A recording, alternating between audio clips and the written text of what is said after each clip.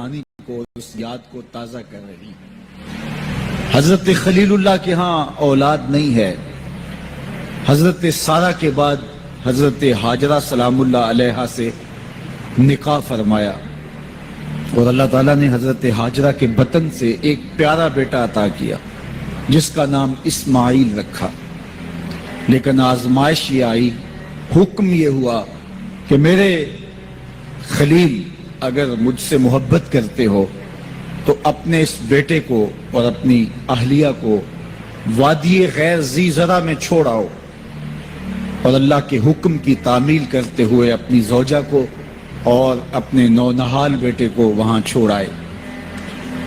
پھر 13 سال کی عمر کو جب حضرت اسماعیل پہنچے تو حضرت خلیل اللہ ملنے گئے۔ ایک خواب دیکھا۔ خواب میں کیا منظر تھا کہ میں اپنے بیٹے کو ذبح کر رہا ہوں۔ اللہ اکبر! یہ کوئی آسان کام نہیں تھا، لیکن نبی کا خواب بمنزلہ وحی ہوتا ہے۔ ہمارے خواب شیطانی وسوسے بھی ہوتے ہیں، الجھے ہوئے خیالات کا عکس ادغاث احلام بھی ہوتے ہیں، اور ہمارے کچھ خواب اچھے بھی ہوتے ہیں۔ نبوت کا 46واں حصہ بھی خوابوں کو کہا گیا ہے، اچھے خوابوں کو۔ لیکن نبی کا خواب محض خیر پر مشتمل ہوتا ہے اور شیطان کے وسوسے کا نتیجہ نہیں ہوتا، یہ اللہ کی طرف سے نبی کو القاء کی گئی بات ہوتی ہے۔ اب حضرت ابراہیم علیہ السلام کو خواب یہ آتا ہے کہ میں اپنے بیٹے کو ذبح کر رہا ہوں۔ 13 سال کا نونہال بیٹا، اور بیٹا بھی وہ جو اللہ سے دعائیں مانگ مانگ کے لیا گیا۔ حکم ہے کہ اس بیٹے کو میری رضا کے لیے ذبح کر دو۔ اللہ اکبر! حضرت خلیل اللہ اٹھے، بیدار ہوئے اور اس خواب کی تکمیل کے لیے آمادہ ہو گئے۔ اپنی زوجہ سے کہا، زوجہ محترمہ حضرت ہاجرہ سلام اللہ علیہا سے کہا کہ بیٹے کو تیار کر دو، دوست کی دعوت پہ لے جانا ہے۔ خلیل عربی میں دوست کہتے ہیں، اور اللہ نے حضرت ابراہیم کو خلیل اللہ اپنا دوست قرار دیا تھا، تو کہا دوست کے بلاوے پہ جانا ہے، دوست کی دعوت پہ جانا ہے، تو بیٹے کو تیار کر دو۔ حضرت ہاجرہ شہزادے کو تیار کر دیتی ہیں، مانگ سجاتی ہیں، تیل لگاتی ہیں، خوبصورت کپڑے پہناتی ہیں۔ بیٹا تیار ہوتا ہے اور باپ اپنے بیٹے کو لے کر کے منا کی وادی کی جانب بڑھتا ہے۔ شیطان سمجھا کہ یہ موقع کتنا نازک ہے، اور اگر یہ قربانی ہو گئی تو قیامت تک آنے والے لوگوں کے لیے یہ نمونہ ہوگی، اتنا بڑا ایثار۔ تو حضرت ابراہیم کے پاس پہنچا اور کہا، اے خلیل، اے ابراہیم، اللہ کو راضی کرنے کے اور تھوڑے موقع ہیں اور تھوڑے ذریعے ہیں، ضرور بیٹے کو ہی ذبح کر کے اللہ راضی ہوتا ہے؟ تو حضرت خلیل اللہ نے کنکر اٹھا کے اس کو مارتے ہوئے کہا، بھاگ جا یہاں سے، میری گود میں ایک اسماعیل ہے، اگر 1000 اسماعیل بھی ہوتے رب کے حکم پہ قربان کر دیں۔ حضرت اسماعیل کے پاس آیا، تمہارا باپ تمہیں کہاں لے کے جا رہا ہے؟ کہا دوست کی دعوت پہ، ان کے دوست نے بلایا ہے، اس دعوت پہ ہم جا رہے ہیں۔ کہا نہیں نہیں، تمہیں ذبح کرنا چاہ رہا ہے اور اس کو اللہ کا حکم سمجھ رہا ہے۔ تو آپ نے بھی پتھر اٹھا کے مارا، کہا ہٹ جا میرے راستے سے۔ اسماعیل کے بدن میں ایک جان ہے، لو لو میں بھی جان ہوتی، رب کے حکم پہ قربان کر دے۔ ماں کی ممتا بڑی کمزور ہوتی ہے، اولاد کے لیے اس کے جذبات بڑے حساس ہوتے ہیں۔ تو سیدہ ہاجرہ کے پاس آ پہنچا، کہا ہاجرہ، شہزادہ کدھر ہے؟ کہا کہ باپ بیٹے کو لے کر کے دوست کی دعوت پہ گیا ہے۔ کہا کہ وہ تو ذبح کرنے لے جا رہا ہے۔ کہا کوئی سوچ کے بات کر، وہ بیٹے کو ذبح کرے گا جس کو اللہ سے مانگ مانگ کے لیا، بڑھاپے کا سہارا، عصائے پیری، راتوں کے رت جگے، سسکیاں، آہیں اور دعائیں اور التجائیں اور تمنائیں اللہ کے حضور کر کر کے رب سے مانگ مانگ کے بیٹا لیا، اور اس کو اپنے ہاتھوں سے ذبح کر دے گا؟ بیٹا تو نالائق بھی ہو تو کوئی باپ اسے ذبح نہیں کرتا، یہ بیٹا، اس کی آنکھوں میں تو نور اور چمک اور روشنی نبوت کی نظر آ رہی ہے، بھلا باپ کیسے ذبح کرے گا؟ تو کہا وہ اسے اللہ کا حکم سمجھ رہا ہے۔ کہا اچھا؟ کہا ہاں۔ تو حضرت حاجرہ نے کہا ظالم تو کہیں شیطان تو نہیں ہے؟ میری گود میں آج ایک اسماعیل ہے، اگر رب کا حکم ہے تو 1000 اسماعیل بھی ہوتا تو قربان کر۔ ماں کی ممتا پہ قربان جائیے، بیٹے کی وفاداری پہ قربان جائیے، اور باپ کی اللہ کے حکم کی تعمیل اور ایثار کے جذبوں پہ قربان جائیے۔ جب وادی منا میں پہنچے تو حضرت اسماعیل علیہ السلام کو حضرت خلیل اللہ نے کہا یا بنیا، اے میرے بیٹے، کتنا دل آویز لہجہ ہے، کتنا پیار ٹپک رہا ہے۔ اے میرے بیٹے، میں نے خواب دیکھا ہے۔ خواب کیا دیکھا ہے؟ کہ میں یہ خواب دیکھ رہا ہوں کہ میں تجھے ذبح کر رہا ہوں۔ فانظر ماذا ترى، اب تو بتا تیری رائے کیا ہے؟ باپ بیٹے سے کہے کہ میں تمہیں ذبح کر رہا ہوں تو بیٹے کا انداز کیا ہوگا؟ آج تو باپ کسی بیٹے کو زیادہ محبت سے نواز دے تو دوسرے بیٹے شکایت کو نہ ہو جاتے ہیں کہ ہمارا باپ ظالم ہو گیا ہے۔ کسی وجہ سے کسی کو ترجیح دے دے، اپنے مال میں سے کسی کو کچھ زیادہ دے دے، اور وہ اس کا اختیاری مال ہو، لیکن اس کے باوجود بھی وہ اپنے چچاؤں کو، عزیزوں کو، رشتہ داروں کو کہتے ہیں جناب ہمارا باپ منصف نہیں رہا، ہمارا باپ زیادتی کر رہا ہے۔ یار یہاں باپ بیٹے کو کہہ رہا ہے کہ بیٹا میں تجھے ذبح کر رہا ہوں، بیٹے کے تیور نہیں بدلتے۔ یہ فیضان نظر تھا یا کہ مکتب کی کرامت تھی؟ سکھائے کس نے اسماعیل کو آداب فرزند؟ باپ نے کہا بیٹا میں تجھے ذبح کر رہا ہوں۔ بیٹے کا دل آویز جواب سنیے۔ بیٹا سر جھکا دیتا، امتثال امر تھا، حکم کی تعمیل تھی۔ بیٹا کہتا جی جیسے آپ کی مرضی، یہ بھی امتثال امر تھا۔ بیٹا خاموشی سے جھک جاتا، یہ بھی امتثال امر تھا۔ گردن رکھ دیتا، یہ امتثال امر تھا۔ بیٹا کہتا جی جیسے آپ چاہیں، امتثال امر تھا۔ لیکن بیٹے نے جو جواب دیا قیامت تک اس کو بھی سنہری حروف سے لکھا جائے گا۔ باپ نے کہا بیٹا میں تجھ کو ذبح کرنا چاہ رہا ہوں۔ جواب کیا آیا؟ یا آباتے، اے میرے ابو۔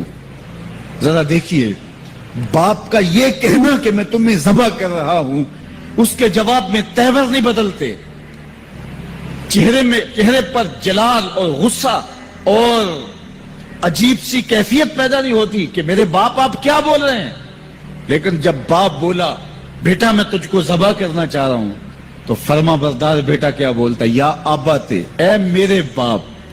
اللہ اکبر، تم تو ذبح کرنا چاہتے ہو۔ یا آبا تفعل ما تؤمر، ابو ذبح کیا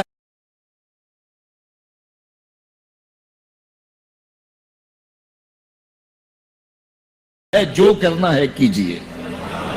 یہ نہیں کہا کہ ذبح کرنا چاہتے ہیں، ہاں ذبح کر لیجئے۔ ذبح کا جواب ذبح سے دینا یہ مکمل فرما برداری تھی۔ باپ کہتا یا آبا، یا بنیا، اے میرے بیٹے میں نے خواب دیکھا ہے میں تجھے ذبح کر رہا ہوں۔ تو بیٹا کہتا ہاں مجھے ذبح کر لیجئے۔ یا آبا تذبح، ہاں مجھے ذبح کر لیجئے۔ لیکن بیٹا یہ نہیں کہتا کہ ذبح کر لیجئے۔ ذبح کا جواب ذبح میں نہیں کہا، بلکہ جواب 2 قدم آگے بڑھ کے دیا۔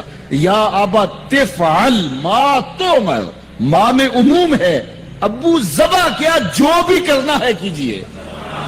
رہی بات میری، گردن پہ چھری چلے گی، بدن تو تڑپے گا، لیکن ستاجدونی انشاءاللہ من الصابرین، میرے رب نے چاہا تو صبر کر کے دکھاؤں گا۔ اگر رب کے حکم کی تعمیل میں نونہال بیٹے کی گردن پہ چھری رکھنے کا عزم اور ایثار کی یہ کہانی آپ رقم کرنے جا رہے ہیں تو آپ میرا منظر بھی دیکھیں گے کہ میں تڑپوں گا بھی نہیں۔ یا ابا تفعل ما تؤمر ستجدنی انشاءاللہ من الصابرین، آپ دیکھیں گے میں صبر کر کے دکھاؤں گا۔ فلما اسلم وتلہ للجبین، قرآن بتاتا ہے جب دونوں راضی ہو گئے، کس بات پہ راضی ہو گئے؟ فلاں نمبر کی گاڑی خرید لیں، فلاں بنگلہ خرید لیں، فلاں فیکٹری خرید لیں۔ باپ اور بیٹے نے یہ طے کیا نہیں، बाप ज़बा करने पे राजी हो गया और बेटा ज़बा होने पे राजी हो गया। फलम्मा अस्लमा, एक तो हमारा इस्लाम है, यहां देखो इनका इस्लाम, अल इस्लाम गर्दन निहादन। इस्लाम का माना यह है गर्दन रख देना, अपनी मर्जी छोड़ देना। फलम्मा अस्लमा, जब दोनों ने गर्दनें रख दी, दोनों ने इस जो है वो ये तय कर लिया, बाप ने ज़बा करने का तय कर लिया, बेटा ने ज़बा होने का तय कर लिया। वतल्लहु लिल जबीन, और बाप ने बेटे को पेशानी के बल लटाया। इस पर दो कौल हैं। तल्लहु लिल जबीन, पेशानी के बल यूं लटाया कि उल्टा लटाया, ताकि पीछे से ज़बा करें, बेटे का मन मुहना चेहरा सामने ना हो, ज़बा करने में रुकावट न बन जाए। कोई बेटा मामूली तो नहीं, इसकी पेशानी में नबूवत के उजाले चमक रहे। तो बेटे को लटा दिया और उल्टा लटाया। तल्लहु लिल जबीन, पेशानी के बल लटाया। लेकिन मुफस्सिरीन की एक जमात ने कहा नहीं, उल्टा नहीं लटाया। तो तल्लहु लिल जबीन का माना क्या हुआ? जिस तरह हम आप जानवर को ज़बा करते हैं तो उसकी गर्दन को खम दे के पीछे जमीन पे लगा देते हैं ताकि उसकी रगें तन जाएं और गर्दन खुल जाए और छुरी फेरने में आसानी हो और जल्दी से जो है वो रगें कट जाएं। कहा कि बेटे की रेशम जैसी नाजुक गर्दन को मोड़ के पत्थर पर पेशानी को लगाया। अल्लाह अकबर। बेटे को रस्सियों से बांधा हुआ था और अपनी आंखों पे पट्टी बांधी हुई थी, और ये बेटे ने कहा था अब्बू मुझे रस्सियों में जकड़ ले, शिद्दत की दर्द होगी, कहीं तड़प ना जाऊं, और ऐसा ना हो कि रब के हुक्म की तामील में आपको ताखीर ना हो। तो बाप ने अपने हाथों से अपने बेटे को जकड़ा था, लेकिन जूं ही छुरी पकड़ के बाप बेटे को ज़बह करने लगा, बेटे ने आवाज दी अब्बा जान रुक जाइए। क्यों बेटा, प्रोग्राम तब्दील हो गया? कहा नहीं, ये मेरी रस्सियां उतार दीजिए। बेटा क्यों उतारूं, खुद तो कहा था मुझे रस्सियों से जकड़ लो। अब्बा जान मेरी रस्सियां उतार दीजिए, कहीं कल का मुअर्रिख ये ना लिखे बाप ज़बह करना चाहता था, बेटा होना नहीं चाहता था। बाप ने बांध के किया, खोल दीजिए रस्सियां, नहीं तड़पूंगा। अल्लाह अकबर। रस्सियां खोल दी जाती हैं। कायनात ने ऐसा मंजर कभी देखा नहीं था, चश्मे फलक ने ऐसा नजारा कभी किया नहीं था। मना की वादी है, फौलाद जैसे पिघले हुए पहाड़ हैं, आसमान से फरिश्ते भी झुक झुक के हूरे गिलमान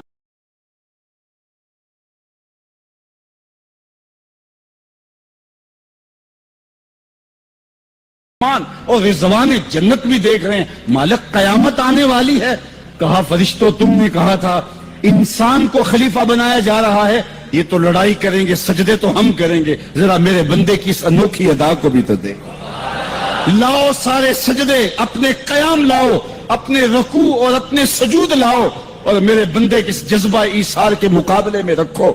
अल्लाह अकबर। हजरत खलील अपने नौनहाल बेटे को फलम्मा अस्लमा वतल्लहु लिल जबीन, कुरान ने मंजर निगारी की है कि जब बाप बेटा राजी हो गए, बाप ज़बह करने पे राजी हो गया, पे राजी हो गया। मना की वादी है, कोई तीसरा शख्स नहीं है, पिघले हुए पहाड़ हैं, आसमान का मंजर है, हाथों में छुरी पकड़ी है, जमीन थर्राने लगी, अर्श कांपने लगा, वादी पे राशा तारी है, सूरज से ये मंजर नहीं देखा जा रहा, कारकुनाने कज़ा कदर की चीखें निकल रही हैं, मालिक ये क्या होने जा रहा है? कहा जरा मेरे बंदे की अदा तो देखो। फिर हाथों में छुरी पकड़ के आंखों पे पट्टी बंधी है और नौनहाल लेटा है और पेशानी मोड़ करके, गर्दन मोड़ करके पेशानी जमीन पे लगाई और तनी हुई रगों पर हजरत खलीलुल्लाह ने जब छुरी पकड़ के छुरी को पूरी हिम्मत के साथ बेटे को ज़बह करने के लिए जुम्बश दी। छुरी तो जुम्बश करती है लेकिन एक बाल भी नहीं कटता। छुरी को जमीन पे मारा, जमीन में धनस जाती है। लेमा तख्ताई या सिक्कीन, छुरी काटती क्यों नहीं? तेरा काम तो काटना था। आवाज आई अल खलीलो यामुरुनी वल जलीलो यनहानी। खलील काटने का कहता है, रब्बे जलील कहता है खबरदार एक बाल भी काटा था। का छुरी तेरा काम तो काटना था। हजरत आग का काम भी तो जलाना था। जिसने आग को जलाने से रोका था आज उसी का हुक्म मेरे नाम भी है कि एक बाल भी नहीं काटना। इससे रास्ता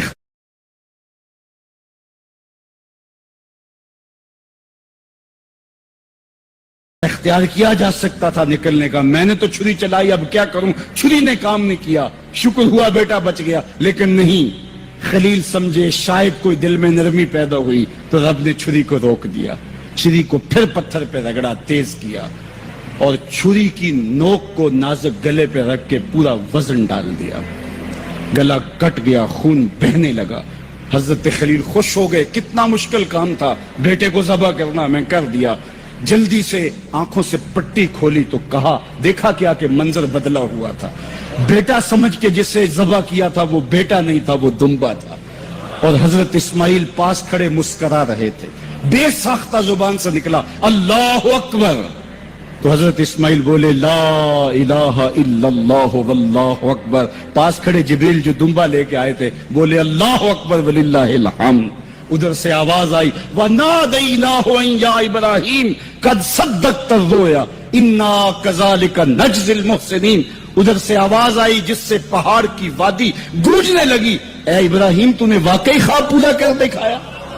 وَنَادَيْنَاهُ، سب مترجمین نے اس کا ترجمہ یہ کیا ہے، واو حالیہ ہے، یہ طلباء جانتے ہیں، اس حال میں ہم نے ندا دی۔ حال کیا تھا کہ دمبا ذبح پڑا ہوا تھا، حضرت اسماعیل مسکرا رہے تھے، جبریل پاس کھڑے تھے، جبریل کا پاس کھڑا ہونا اس بات کی دلیل تھی کہ یہ دمبا وہ لے کے آئے ہیں، اور ان کا مسکرانا یہ ساری کہانی بتا رہا تھا۔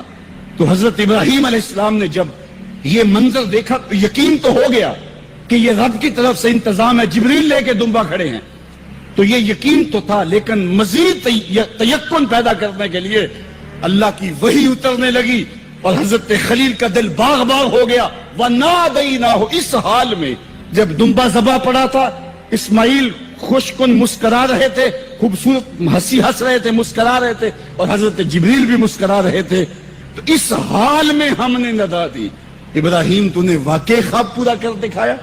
سب نے یہ ترجمہ کیا، اس حال میں ہم نے ندا دی، کیونکہ واو حالیہ ہے، لیکن ٹھنڈ نہیں پڑتی تھی، ٹھنڈ تب پڑی جب کنز الایمان کھولا، تو میرے امام نے اس کا جو ترجمہ کیا آپ شش کر اٹھیں گے، سب نے کہا اس حال میں ہم ندا دی کہ اے ابراہیم تو نے واقعی خواب پورا کر دکھایا۔ لیکن اعلیٰ حضرت جنہوں نے قرآن کا ترجمہ ہی نہیں کیا، قرآن کی ترجمانی بھی کی ہے، انہوں نے اس کا ترجمہ کیا وَنَادَيْنَاهُ أَن يَا إِبْرَاهِيمُ، اے مخاطب اس موقع کا حال نہ پوچھ جب ہم نے ندا دی، پھر کیا عالم ہوا کہ جب ہم نے آواز دی، یقین تو پہلے ہی پیدا ہو چکا تھا، لیکن جب وادی وحی کے اجالوں سے چمکنے لگی اور ہر سمت وحی کا نور پھیل گیا، پھر کیا حال ہوا حضرت خلیل کا، اے مخاطب پھر اس موقع کا حال نہ پوچھ، جب ہم نے ندا دی اے ابراہیم تو نے واقعی خواب پورا کر دکھایا۔ اِنَّا كَذَلِكَ نَجْزِي الْمُحْسِنِينَ، ہم نیکوکاروں کو یوں ہی جزا دیتے ہیں، ہم آپ کا بیٹا تو نہیں لینا تھا، بس ابراہیم تیرا امتحان پورا ہو گیا، تو نے امتحان میں 100 نمبر لے لیے، سرخرو ہو گیا، کامیاب ہو گیا، یہ تماشائے لب بام تو نہیں تھا، یہ کوئی آسان کام تو نہیں تھا۔ اللہ اکبر، فرمایا ہم نے اس کو پچھلوں کے لیے سنت کے طور پہ باقی رکھا۔ سلام علی ابراہیم، ابراہیم تیرے اوپر سلام۔ آج اسی منسک پہ، اسی قربان گاہ پہ 40 لاکھ حجاج کرام قربانیاں پیش کرتے ہیں، کوئی 2 قربانیاں، کوئی 5 قربانیاں، بعض 100 اونٹ پیش کر رہے ہوتے ہیں۔ اللہ اکبر، صدیاں گزر گئیں، یہ تو صرف منا کی قربان گاہ ہے، پوری دنیا پہ پھیلے ہوئے مسلمان اس دن جانور ذبح کر رہے ہوتے ہیں۔ عید کے دن قریب آتے ہیں تو میں گزرتا ہوں سڑکوں، بازاروں اور گلیوں سے، ہر سمت لوگ موٹے تازے جانور لیے گھوم رہے ہوتے ہیں، اور سڑکوں کے اوپر جانوروں کے جو ہیں وہ ٹھٹ لگے ہوئے ہوتے ہیں، تو میری زبان سے بے ساختہ یہی جملے نکلتے ہیں، سلام علی کرتا ہے۔ لیکن جناب ابراہیم کہتے ہیں کہ ان تماثیل کے آگے تم آسن مارے بیٹھے ہو، جو اپنا دفاع بھی نہیں کر سکتے اور اپنی ضرورت کی تکمیل بھی نہیں کر سکتے، تمہاری ضرورتوں کو کیسے پورا کریں گے؟ تو یہ میرے رب نہیں ہو سکتے۔ شمس و قمر کو، چاند کو، سورج کو، ستاروں کو پوچھتے ہو، اچھا یہ چاند، یہ ستارے رب ہے؟ تو جب ڈوب گئے تو کہا کہ جو ڈوبنے والے ہیں وہ میرے رب تو نہیں ہو سکتے، مجھے رب کی ضرورت پڑ جائے، رب ڈوبا ہوا ہو تو مجھے تو وہ چاہیے جو ہر وقت حاضر ہو، تو میں تو اس رب کی پوجا نہیں کر سکتا۔ یہ ان کے شعور کا امتحان تھا۔ اور وہ شعوری امتحان میں پورے نکلے. پھر اس کے بعد اگلا امتحان تھا کہ وہ اس شعور کو بیان کرنے کی طاقت بھی رکھتے ہیں کہ نہیں. پھر بت کدا ٹوٹتا ہے, نمرود کا دربار سجتا ہے, اور وہاں جو خطبہ حضرت ابراہیم نے دیا زمانے نے سنا. جب کلہاڑا اس بڑے بت کے کندھے پہ رکھ دیا اور باقی سارے بتوں کا تیا پانچا کر کے رکھ دیا, جب وہ میلے سے واپس آئے تو ابراہیم بڑی بے نیازی سے بولتے ان کے بڑے نے کیا ہوگا, دیکھو اسلحہ تو اسی کے کندھے پر ہے. تو وہ کہنے لگے ابراہیم تو جانتا ہے یہ بولتے نہیں ہیں. اور حضرت ابراہیم یہی تو لانا چاہتے تھے. پھر جو خطبہ دیا, اُفِّل لَکُمْ وَلِمَا تَعْبُدُونَ مِن دُونِ اللَّهِ أَفَلَا تَعْقِلُونَ, افسوس ہے تمہارے اوپر اور افسوس ہے ان پر جن کو تم اللہ کے علاوہ پوجتے ہو. افلا تعقلون, تمہاری کھوپڑی میں دماغ نہیں ہے. اور پھر اللہ کی توحید کا بیان فرمایا. پھر اس کے بعد جان کا امتحان آیا تو پھر جلتے ہوئے شعلوں کے اندر جس طرح ہنس کے داخل ہوا پیغمبر, یہ الگ اور نرالی شان تھی. نمرود نے سوچا تھا جل کے راکھ ہو گیا ہوگا چخا میں, لیکن 40 دن کے بعد جب آگ بجھتی ہے تو حضرت ابراہیم انگاروں سے چلتے ہوئے یوں باہر آتے ہیں جس طرح پھولوں پر کوئی نازنین چل کے آ رہا. پھر 87 سال عمر ہے. اللہ تعالیٰ پھر حضرت ہاجرہ کے بطن سے حضرت اسماعیل کی صورت میں اولاد عطا کرتا ہے. اب اتنی بڑھاپے کی عمر میں اولاد نصیب ہو تو انسان کا جی چاہتا ہے سارے کام کاج چھوڑ کے گھر بیٹھ جاؤں اور میں اپنی اولاد کے چہرے کی بلائیں لوں. لیکن حکم ہوتا ہے اپنی زوجہ کو بھی اور اپنے نو مولود بیٹے کو بھی ایسی وادی میں چھوڑاؤ جہاں کوئی سبزہ بھی نہیں ہوگا. اللہ اکبر. پھر اسماعیل علیہ السلام کی ایڑیوں کے رگڑنے سے زمزم جاری ہوتا ہے. اب ذرا دیکھیے ایک ایسا امتحان آتا ہے اگر کو ہمالیہ پہ بھی ڈال دیا جاتا اس کا پتا بھی پانی ہو جاتا. فلما بالغ معہ السعی, جب وہ ان کے ساتھ چلنے پھرنے کے قابل ہوا. ابراہیم علیہ السلام خواب دیکھتے ہیں اور خواب کیا دیکھتے ہیں کہ میں بیٹے کو ذبح کر رہا ہوں. فلما اسلما, جب دونوں راضی ہو گئے باپ ذبح کرنے پہ اور بیٹا ذبح ہونے پہ. اب باپ کی آنکھوں پہ پٹی بندھی ہے, ہاتھ میں چھری ہے, 100 سال کا بوڑھا باپ, جبل سبیر کا دامن منا کی وادی, کارکنان قضاء و قدر دم بخود ہیں, شمس و قمر, یہ منظر آج سے قبل انہوں نے نہیں دیکھا تھا. اور سورج بادلوں کی اوٹ میں منہ چھپانے کی کوشش کر رہا ہے کہ یہ منظر مجھ سے نہیں دیکھا جائے گا. حوروں کی چیخیں نکل رہی ہے, کائنات تھرا رہی ہے, مالک قیامت آنے والی. اور مالک بھی فرشتوں سے کہہ رہا تھا کہ تم کہتے تھے نا کہ سجدے ہم کریں گے, تسبیحات ہم کریں گے, انسان تو دینگا مشتیاں کرے گا. ذرا میرے بندے کی اس ادا کو بھی دیکھو, میرے حکم کی تعمیل پر میرے بندے کی اس انوکھی ادا کو بھی دیکھو. چھری کی نوک حلق کے اوپر رکھ کے پورا وزن ڈال دیا, گلا کٹ گیا, خون بہنے لگا. ابراہیم علیہ السلام ایک عجیب کیفیت میں, کیا کیفیت ہو سکتی ہے میرے پاس تو لفظ نہیں ہے. اللہ اکبر.